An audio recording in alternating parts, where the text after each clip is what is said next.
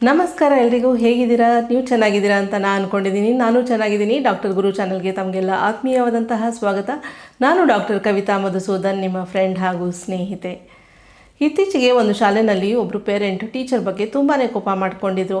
ಕಾರಣ ಏನು ಗೊತ್ತಾ? ಕಾರಣ ಇಷ್ಟೇ, ಮಗು ತನ್ನ ಜರ್ಕಿನನ್ನು ಶಾಲೆಯಲ್ಲಿ ಬಿಟ್ಟು ಬಂದಿತ್ತು. ನಿಮ್ಮ ಮಕ್ಕಳು ಹೀಗೆ ಏನಾದರೂ ಶಾಲೆಯಲ್ಲಿ ಮರ್ತು ಬರ್ತಾ ಇರ್ತಾರೆ. ಪೆನ್ಸಿಲ್ ಆಗಿರ್ಬೋದು, ಎರೇಸರ್ ಆಗಿರ್ಬೋದು, ಶಾರ್ಪ್ನರ್ ಆಗಿರ್ಬೋದು, ಲಂಚ್ ಬಾಕ್ಸ್ ಆಗಿರ್ಬೋದು, ಸ್ವೆಟರ್ ಆಗಿರ್ಬೋದು, ಇನ್ಯಾವುದೇ ವಸ್ತು ಆಗಿರ್ಬೋದು. ಆಗ ನೀವೇನು ಮಾಡ್ತೀರಾ? ನೀವು ಟೀಚರ್ ಬಗ್ಗೆ ಕೋಪ ಮಾಡ್ಕೊಳ್ತೀರಾ? ಈ ಸಮಸ್ಯೆಗೆ ಪರಿಹಾರ ಏನು? ಇದು ಸಣ್ಣ ವಿಷಯನೇ ಆಗಿರ್ಬೋದು, ಆದರೆ ಎಲ್ಲ ಪೋಷಕರನ್ನು ಕಾಡುವಂಥ ಸಮಸ್ಯೆ ಇದು. ಹಾಗಾದರೆ ಈ ಸಮಸ್ಯೆಯನ್ನು ನಾವು ಯಾವ ರೀತಿ ಬಗೆಹರಿಸ್ಕೊಳ್ಬೋದು ನೋಡೋಣ. ನಿಮ್ಮ ಮಗು ಏನಾದರೂ ನರ್ಸರಿ, LKG, UKGನಲ್ಲಿ ಓದ್ತಾ ಇದ್ದು ಈ ರೀತಿ ಸಮಸ್ಯೆಯನ್ನು ನೀವು ಎದುರಿಸ್ತಾ ಇದ್ದರೆ ದಯವಿಟ್ಟು ಅವರ ಕ್ಲಾಸ್ ಟೀಚರ್ನ ಸಹಾಯವನ್ನು ನೀವು ಪಡೆದುಕೊಳ್ಳಿ. ಅವ್ರನ್ನ ರಿಕ್ವೆಸ್ಟ್ ಮಾಡ್ಕೊಳ್ಳಿ. ಆಗ ಟೀಚರ್ಸ್ ಕೂಡ ನಿಮ್ಮ ಮಕ್ಕಳ ಬಗ್ಗೆ ಕೇರ್ ತೆಗೆದುಕೊಳ್ತಾರೆ. ನಿಮ್ಮ ಮಕ್ಕಳ ವಸ್ತುಗಳನ್ನು ಜೋಪಾನವಾಗಿ ನಿಮ್ಮ ಮಕ್ಕಳೊಂದಿಗೆ ಮನೆಗೆ ಕಳಿಸ್ತಾರೆ. ನಿಮ್ಮ ಮಗು ಏನಾದರೂ first standard, second standard, third ಸ್ಟ್ಯಾಂಡರ್ಡಲ್ಲಿ ಇದ್ದು ಇದೇ ರೀತಿಯಾದಂತಹ ಸಮಸ್ಯೆ ನೀವು ಎದುರಿಸ್ತಾ ಇದ್ದರೆ ಏನು ಮಾಡಬೇಕು?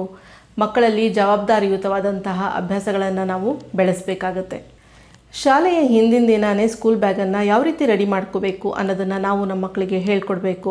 ಪುಸ್ತಕಗಳನ್ನ ಯಾವ ರೀತಿ ಇಟ್ಕೋಬೇಕು, ಅಥವಾ ಈ ಜಾಮೆಟ್ರಿ ಬಾಕ್ಸನ್ನು ಯಾವ ರೀತಿ ಇಟ್ಕೋಬೇಕು, ಜಾಮೆಟ್ರಿ ಬಾಕ್ಸಲ್ಲಿ ಏನೆಲ್ಲ ವಸ್ತುಗಳನ್ನು ಇಟ್ಕೋಬೇಕು, ಯಾವೆಲ್ಲ ವಸ್ತುಗಳು ತಮಗೆ ಶಾಲೆಗೆ ಹೋಗೋದಕ್ಕೆ ಅಗತ್ಯ ಇದೆ, ಆ ಎಲ್ಲ ವಸ್ತುಗಳನ್ನು ಯಾವ ರೀತಿ ಜೋಡಿಸ್ಕೋಬೇಕು ಅನ್ನೋದನ್ನು ಮಗುಗೆ ನಾವು ಚಿಕ್ಕಂದಿನಿಂದಲೇ ಅಭ್ಯಾಸ ಮಾಡಿದ್ರೆ ಮಗು ತನ್ನ ಎಲ್ಲ ವಸ್ತುಗಳ ಬಗ್ಗೆ ಗಮನ ಹರಿಸುತ್ತೆ. ಅದನ್ನು ಜೋಪಾನವಾಗಿ ಇಟ್ಕೊಳ್ಳೋದನ್ನು ಕಲಿಯುತ್ತೆ. ಶಾಲೆಗೆ ಹೊರಡುವ ಮುನ್ನ, ಶಾಲೆಯಿಂದ ಬರುವ ಮುನ್ನ ತಮ್ಮೆಲ್ಲ ವಸ್ತುಗಳು ತಮ್ಮ ಬ್ಯಾಗಲ್ಲಿ ಇದೆಯಾ ಅಂತ ಚೆಕ್ ಮಾಡಿಕೊಳ್ಳುವಂಥ ಒಂದು ಅಭ್ಯಾಸವನ್ನು ನಾವು ನಮ್ಮ ಮಕ್ಕಳಿಗೆ ಕಲಿಸ್ಕೊಡ್ಬೇಕಾಗತ್ತೆ. ಇನ್ನು ಮಕ್ಕಳ ವಸ್ತುಗಳು ಏನಾದರೂ ಎಕ್ಸ್ಚೇಂಜ್ ಆಗ್ತಾಯಿದ್ರೆ, ಪೆನ್ಸಿಲ್ಸ್ ಎಕ್ಸ್ಚೇಂಜ್ ಆಗ್ತಾಯಿದ್ರೆ, ಎರೇಸರ್ಸ್ ಎಕ್ಸ್ಚೇಂಜ್ ಆಗ್ತಾಯಿದ್ರೆ, ಶಾರ್ಪ್ನರ್ಸ್ ಎಕ್ಸ್ಚೇಂಜ್ ಆಗ್ತಾಯಿದ್ರೆ ಏನು ಮಾಡಬೇಕು? ಆ ವಸ್ತುಗಳ ಮೇಲೆ ಸ್ಟಿಕ್ಕರ್ಸ್ನ ಹಾಕಬೇಕಾಗತ್ತೆ, ಕಲರ್ ಸ್ಟಿಕ್ಕರ್ಸ್ನ ಹಾಕಬೇಕಾಗತ್ತೆ. ನಮ್ಮ ಮಕ್ಕಳ ಹೆಸರನ್ನು ಆ ವಸ್ತುಗಳ ಮೇಲೆ ಬರೆಯೋದ್ರಿಂದ ಏನಾಗುತ್ತೆ, ವಸ್ತುಗಳು ಎಕ್ಸ್ಚೇಂಜ್ ಆಗೋದನ್ನು ನಾವು ತಪ್ಪಿಸ್ಬೋದು.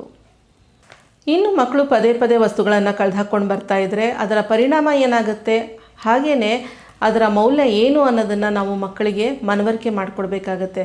ಉದಾಹರಣೆಗೆ ಒಂದು ಮಗು ಏನಾದರೂ ಪೆನ್ಸಿಲ್ ಕಳೆದು ಹಾಕ್ಕೊಂಡು ಬಂದರೆ ಇಮಿಡಿಯೇಟಾಗಿ ನಾವು ಹೊಸ ಪೆನ್ಸಿಲನ್ನು ಕೊಡಿಸೋ ಬದಲು ಸ್ವಲ್ಪ ಸಮಯದ ನಂತರ ಆ ವಸ್ತುವನ್ನು ಕೊಡಿಸಿದಾಗ ಮಗುಗೆ ಅದರ ಒಂದು ಪ್ರಾಮುಖ್ಯತೆ ಏನು ಅನ್ನೋದು ಅರ್ಥ ಆಗುತ್ತೆ. ಮಗುವಿಗೆ ಎಷ್ಟು ಅಗತ್ಯ ಇದೆಯೋ ಅಷ್ಟು ವಸ್ತುಗಳನ್ನು ಮಾತ್ರ ನಾವು ಶಾಲೆಗೆ ಕಳಿಸ್ಕೊಡ್ಬೇಕಾಗತ್ತೆ. 4-5 ಪೆನ್ಸಿಲ್ಸು, 2-3 ಎರೇಸರು, 2-3 ಶಾರ್ಪ್ನರ್ಸು ಹೀಗೆ ಕಳಿಸೋದ್ರಿಂದ ಏನಾಗುತ್ತೆ, ವಸ್ತುಗಳು ಜಾಸ್ತಿ ಇದ್ದಾಗ ಮಕ್ಕಳಿಗೆ ಅವುಗಳ ಬಗ್ಗೆ ಗಮನ ಇರೋದಿಲ್ಲ, ಅವುಗಳ ಮಹತ್ವ ಅರ್ಥ ಆಗೋದಿಲ್ಲ, ಹಾಗೆ ಅವುಗಳನ್ನು ಕಳೆದು ಹಾಕ್ಕೊಳ್ಳೋವಂಥ ಚಾನ್ಸಸ್ ಜಾಸ್ತಿ ಇರುತ್ತೆ.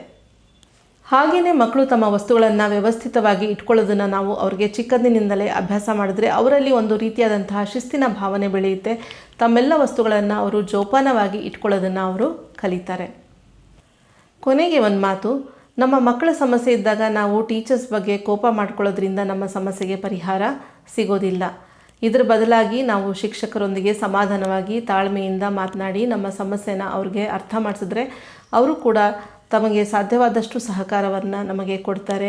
ನಮ್ಮ ಸಮಸ್ಯೆಗೆ ಪರಿಹಾರವನ್ನು ಕೂಡ ಒದಗಿಸ್ತಾರೆ. ನಮಗೆ ಒಬ್ಬರು ಅಥವಾ ಇಬ್ಬರು ಮಕ್ಕಳ ಜವಾಬ್ದಾರಿ ಮಾತ್ರ ಇರುತ್ತೆ, ಆದರೆ ಒಂದು ಶಾಲೆಯಲ್ಲಿ ಒಬ್ಬ ಶಿಕ್ಷಕರಿಗೆ 30 ಅಥವಾ 40 ಮಕ್ಕಳ ಜವಾಬ್ದಾರಿಯನ್ನು ಕೊಡಲಾಗುತ್ತೆ. ಈ ವಿಡಿಯೋ ನಿಮಗೆ ಇಷ್ಟ ಆಗಿದರೆ ಲೈಕ್ ಮಾಡಿ, ಶೇರ್ ಮಾಡಿ, ಡಾಕ್ಟರ್ ಗುರು ಚಾನಲನ್ನು ಸಬ್ಸ್ಕ್ರೈಬ್ ಮಾಡಿ, ಹಾಗೆ ನೋಟಿಫಿಕೇಷನ್ ಬೆಲ್ ಐಕಾನನ್ನು ದಯವಿಟ್ಟು ಪ್ರೆಸ್ ಮಾಡಿ. ನಮಸ್ಕಾರ. ಜೈ ಕರ್ನಾಟಕ, ಜೈ ಭಾರತ.